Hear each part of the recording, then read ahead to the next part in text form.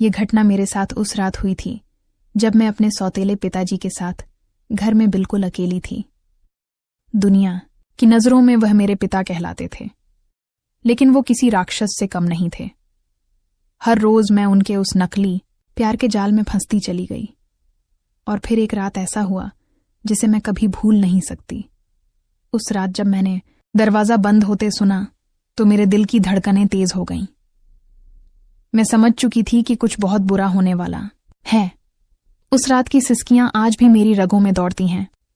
मैंने जमीन आसमान एक कर दिया, चीखी चिल्लाई। मेरी आवाज उन दीवारों में गूंजती रही पर बाहर कभी नहीं निकली। हर पल में टूटती रही, घुटती रही पर कोई नहीं आया। ऐसा लगा जैसे मेरे साथ हुआ वह जुर्म दुनिया के लिए एक खामोश राज बनकर रह गया है। मेरी आत्मा तक छलनी हो गई थी और मैं हर पल उस दर्द को जी रही हूं। मेरे साथ इतना गलत हुआ था जिसकी कहानी आज मैं आपको खुलकर बताने जा रही हूं। हेलो दोस्तों, मेरा नाम अंजलि है। मैं उत्तर प्रदेश के बरेली जिले की रहने वाली हूं। मेरी उम्र 18 साल है। जब मैं 12 साल की थी तो मेरी मां ने दूसरी शादी कर ली। मेरे सौतेले पिता मुझे शुरू से ही पसंद नहीं थे, क्योंकि वह मुझे हमेशा ही अजीब सी नजरों से देखते रहते। अभी मां की शादी को कुछ ही दिन हुए थे कि मेरे सौते पिता ने मुझे अजीब से तरीके से टच करना शुरू कर दिया, जिससे मुझे एहसास होता था कि मेरे साथ कुछ गलत हो रहा है। मां ने अपनी शादी के कुछ दिनों बाद ही मुझे पढ़ाई के लिए हॉस्टल भेज दिया था। अब मुझे हॉस्टल में पढ़ाई करते 5 साल हो चुके थे। कुछ दिनों पहले ही मुझे गर्मी की छुट्टियां हुई थीं और मैं हॉस्टल से घर वापस आ गई। अब मैं 1 महीना घर ही रहने वाली थी। घर में मैं, मेरी मां, पिताजी और दादी जी, हम 4 लोग रहते थे। मेरे दादी जी बहुत बीमार रहते थे। मैं घर में बिल्कुल फ्री थी तो मैं दादी जी की देखभाल में लग गई।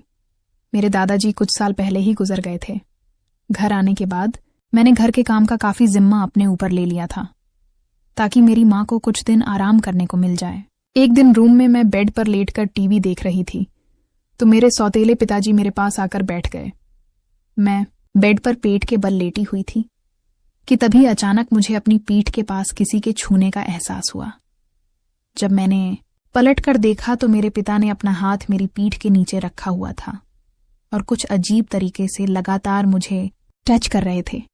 उनकी यह हरकत मुझे बिल्कुल भी अच्छी नहीं लगी, लेकिन मैं उनकी इस हरकत को नजरअंदाज करके वहां से चली गई और उनकी इस हरकत के बारे में किसी को भी नहीं बताया।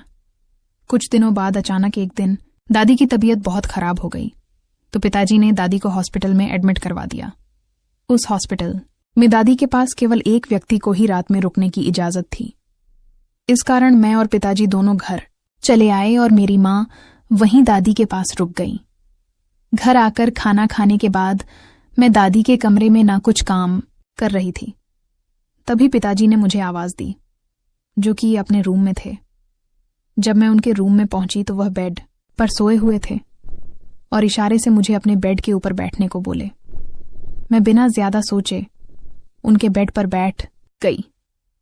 तभी पिताजी बोले कि जब से तुम आई हो घर के सारे काम कर रही हो और मेरा बहुत ही ध्यान रखती हो, जिसके कारण मुझे काफी आराम हो गया है।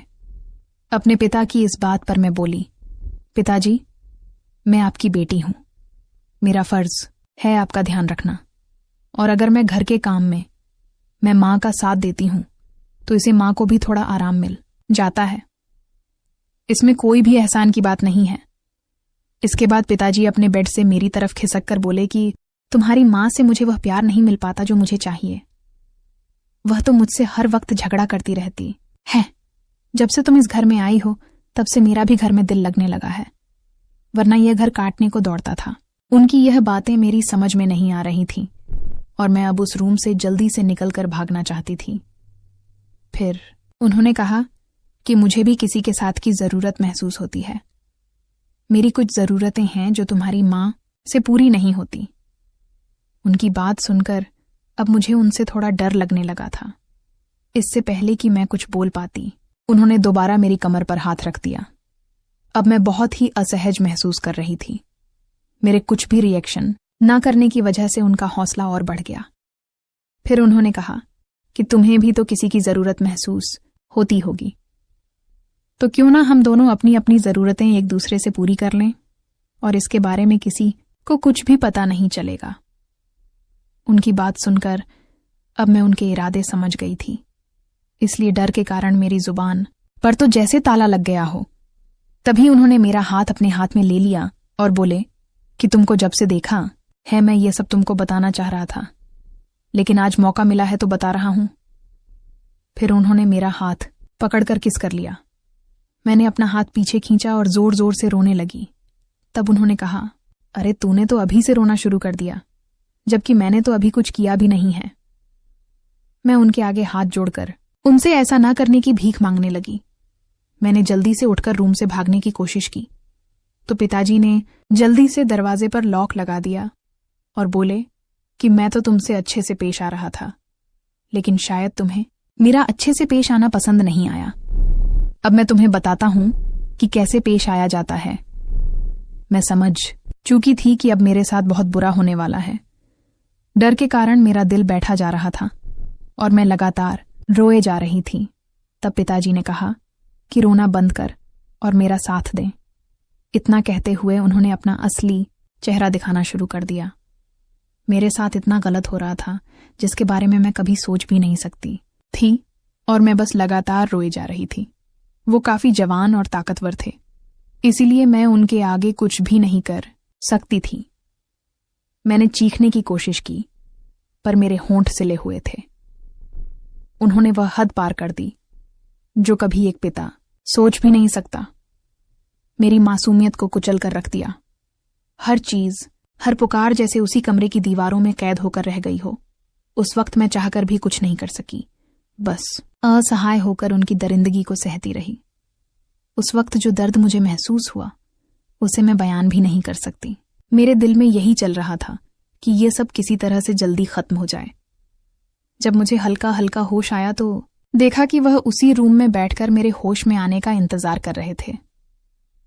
उन्होंने मुझे होश में आता देख कहा, अंजलि मुझसे गलती हो गई है, मैं खुद पर काबू नहीं रख पाया। प्लीज इसके बारे में किसी को कुछ भी मत बताना। मैं बस किसी तरह से उनसे दूर जाना चाह रही थी, इसीलिए मैंने उनकी हाँ में हाँ मिला दी। मैंने जल्दी दादी के कमरे में आकर अपनी माँ को फोन करके सब कुछ सच सच बता दिया। कुछ घंटे में ही मेरी माँ पुलिस के साथ वहां आ गई। तब पिताजी अपने कमरे में सो रहे थे।